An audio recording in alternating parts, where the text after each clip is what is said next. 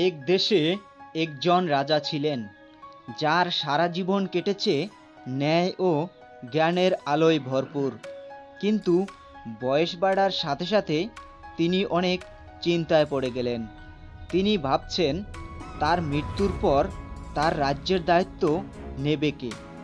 তার তিনজন ছেলে আছে, বড় রাজপুত্র, মেজ রাজপুত্র আর ছোট রাজপুত্র। কিন্তু কে সবচেয়ে যোগ্য, কার হাতে এই রাজ্যের দায়িত্ব দেয়া যায়? তিনি ভাবলেন, কারো হাতে দায়িত্ব দিয়ে দিলে ভাই ভাই দ্বন্দ্ব বা ঝগড়া হতে পারে। তাই এর সমাধানের জন্য একটি পরীক্ষা নিলেন। রাজা তিন ছেলেকে দরবারে ডাকলেন। সবার সামনে দাঁড়িয়ে তিনি তাদের হাতে দিলেন কিছু বীজ। রাজা বললেন, প্রিয় সন্তানেরা, আমি তোমাদের প্রত্যেককে কিছু বীজ দিলাম। এগুলো ভালোভাবে লাগাও, যত্ন করো। 1 বছর পর তোমাদের ফলাফল দেখব। যার গাছ সবচেয়ে ভালো হবে, সিংহাসন তাকেই দেয়া হবে। রাজপুত্ররা মাথা নত করে রাজাকে সালাম করে চলে গেল। বড় ছেলে বীজ টবে লাগিয়ে প্রতিদিন জল দিল, সার দিল।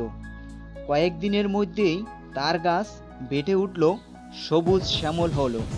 সে আনন্দে আত্মহারা হলো।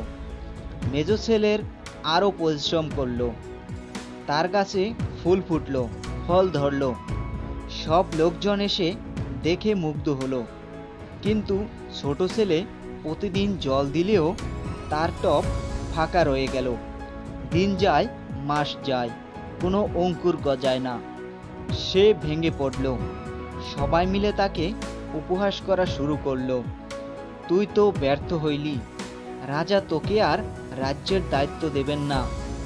তিনি আর রাজা হতে পারলেন না। ছোট ছেলের কান্নায় চোখ ভিজে গেল। সে কান্না চেপে রাখল।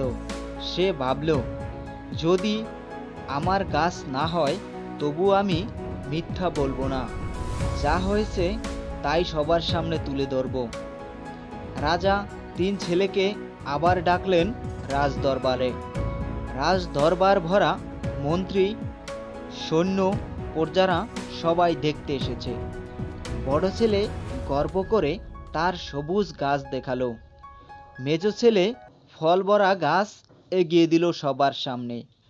ছোট ছেলে লজ্জিত হয়ে ফাঁকা টবটা নিয়ে সামনে দাঁড়ালো। জনতা সবাই মিলে ফিস ফিস করতে লাগলো। তারা বলল, ছোট রাজপুত্র তো লজ্জা দিল রাজাকে। 1 বছরেও কিছু করতে পারল না। রাজা ধীরে ধীরে উঠে দাঁড়ালেন। তার চোখ জ্বলজ্বল করছে। তিনি উচ্চ কণ্ঠে বললেন, আজ আমি আমার উত্তরাধিকার ঘোষণা করছি। তিনি বললেন, সিংহাসন আমি যাকে দিব সে হলো আমার ছোট রাজপুত্র।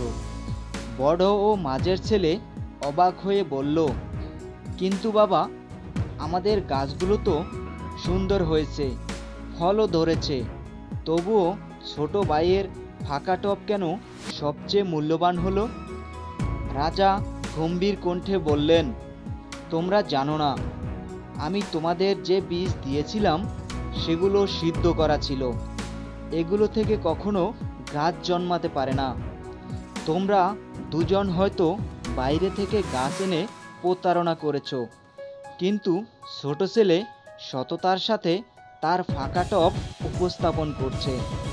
শাসক হওয়া মানে ক্ষমতা নয়, শাসক হওয়া মানে সততা। রাজ্য চালাতে সবচেয়ে বড় প্রয়োজন সত্যবাদিতা।